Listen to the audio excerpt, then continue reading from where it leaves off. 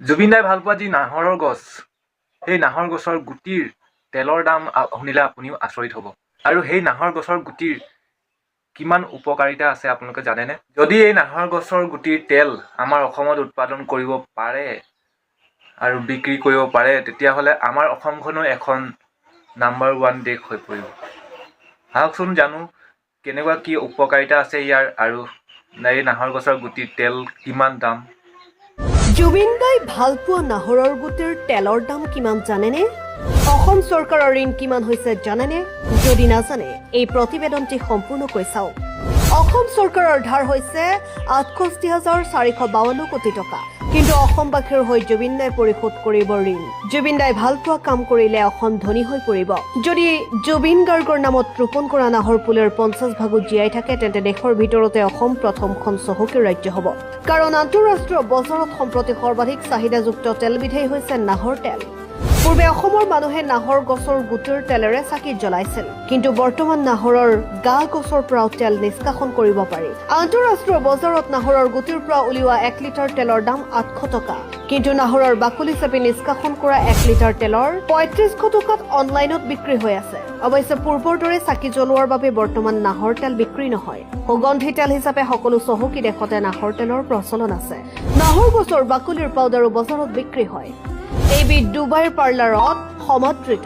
বিশেষ তেলৰ সৈতে নাহৰৰ বাকলিৰ পাউডাৰ মিহলাই শৰীৰত ঘঁহিলে খহটা ছাল মসৃণ হৈ পৰে। চৰ্মৰোগ নিৰাময় কৰিবলৈও নাহৰৰ তেল উপকাৰী।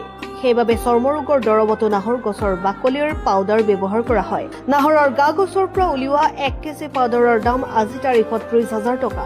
আটাইতকৈ ডাঙৰ কথাটো হৈছে অসমত হোৱা নাই নাহৰ গছৰ তেল আৰু পাউডাৰ সবাতোকৈ উপযোগী হিচাপে বিবেচনা কৰা হয়।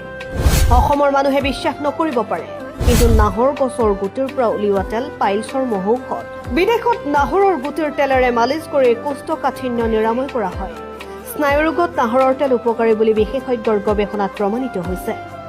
শৰীৰৰ যিকোনো স্নায়ুৰ বিসংগতি হ'লে নাহৰ গুটিৰ তেলেৰে মালিচ কৰিবলৈ দিয়া হয়। বিশেষকৈ ব্ৰিটেইনত এই চিকিৎসা পদ্ধতি যোৱা 10 বছৰৰ পৰা প্ৰচলিত হৈ আছে। নাহৰ গুটিৰ তেলে মগজু শান্ত কৰে বুলি বিজ্ঞানীয়ে প্ৰকাশ কৰিছে। হাঁপানিৰ চিকিৎসাটো নাহৰৰ গুটি আৰু বাকলিৰ পৰা উলিওৱা তেল উপকাৰী। এই পৃথিৱীৰ 31খন দেশে নাহৰ গছৰ গুটিৰ তেলেৰে হাঁপানিৰ দৰৱ প্ৰস্তুত কৰে। হাৰ্ভাৰ্ড বিশ্ববিদ্যালয়ৰ গৱেষকে সদৰি কৰা মতে নাহৰ গুটিৰ পৰা উলিওৱা তেলৰ এবিধ বিশেষ উদ্দীপক গুণ আছে, যি শৰীৰৰ কিছুমান স্নায়ু উত্তেজিত কৰি তোলে। সেইবাবে হাঁপানিত নাহৰৰ তেল উপকাৰী। শ্বাসতন্ত্ৰৰ আন সকলো ৰোগ নিৰাময়ৰ বাবে নাহৰৰ তেল উপযোগী বুলি চীনা বিশেষজ্ঞয়েও স্বীকৃতি প্ৰদান কৰিছে। চীনত বহু যুগৰে পৰা চলি থকা এবিধ তেলৰ মুখ্য উপাদান হৈছে এবিধ তেল। আশ্চৰ্যকৰ কথাটো এয়াই যে তেলবিধ প্ৰয়োজন অনুসৰি খোৱা আৰু ঘঁহা যিকোনো প্ৰকাৰেৰে ব্যৱহাৰ কৰিব পাৰি। বিষ নিৰাময় কৰিবলৈ তেলবিধ শৰীৰৰ যিকোনো স্থানতে ঘঁহিলে যন্ত্ৰণাৰ পৰা মুক্তি পোৱা যায়। সেইদৰে হুপিং কাহ নিৰাময় কৰিবলৈ এইবিধ তেল পান কৰিব পাৰি। গতিকে চীনৰ চৰকাৰে নাহৰৰ খেতি কৰিবলৈ জনতাক উৎসাহিত কৰিছে। তেল উৎপাদনৰ বাবে চীনৰ চহৰতো ৰোপণ কৰা হৈছে নাহৰ গছ।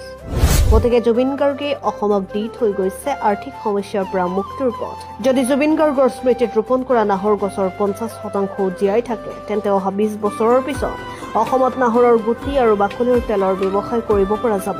যিহেতু বিশেষজ্ঞই অসমৰ জলবায়ুত উৎপাদিত নাহৰৰ সৰ্বোৎকৃষ্ট হিচাপে স্বীকৃতি প্ৰদান কৰিছে, সেই ৰাজ্যৰ ব্যৱসায়ীয়ে সহজে বজাৰো লাভ কৰিব। জুবিন ৰজৰ নিৰ্দেশ অনুসৰি নাহৰৰ প্ৰতিপালন কৰিলে অসম চৰকাৰে লোৱা ঋণ সহজে আদায় কৰিব পৰা যাব। চৰকাৰে ধৰুৱা কৰিলে অসমক ঋণমুক্ত কৰিব জুবিন ৰজৰ আত্মা। ঠিক আছে, আজিৰ ভিডিঅ'ত ইমানেই আছিল। ভিডিঅ'টো চাই কেনেকুৱা পালে আপোনালোকে সকলোৱে কমেণ্ট কৰি জনাব। আৰু ভিডিঅ'টো সম্পূৰ্ণকৈ চোৱাৰ বাবে বহুত বহুত ধন্যবাদ। জুবিন দাই কিয় ভাল পাওঁ বুলি কৈছিলে আৰু জুবিন দাই কিয় নাহৰ গছৰ কথা আমাক সকলোকে কৈ আছিল, এতিয়া আপোনালোকে হয়তো বুজি পালে এই ভিডিঅ'টো চোৱাৰ পিছত। তো যিমান পাৰে ভিডিঅ'টো শ্বেয়াৰ কৰিব, সকলোৱে চোৱাটো মই বিচাৰোঁ। তাৰ বাবে আকৌ ৰিক্ৰিয়েট কৰিছোঁ, মানে ৰিয়েকশ্যন দিব চেষ্টা কৰিছোঁ ভিডিঅ'টোত, যাতে আৰু মানুহলৈ যাওক। আগৰ ভিডিঅ'টোত মানে যিমানটো ভিউজ আহিব লাগিছিলে সিমানটো অহা নাই, তাৰ বাবে মই আকৌ ৰিয়েকশ্যন দি এইটো আকৌ ৰিক্ৰিয়েট কৰিছোঁ। যিমান পাৰে শ্বেয়াৰ কৰিব। তো আজি ভিডিঅ'টো ইমানেই আছিল। নেক্সট ভিডিঅ'ত আকৌ পাম, তেতিয়াহ'লে বাই বাই, থেংকছ ফৰ ৱাচিং। জয় জুবিন দা, জয় অসম।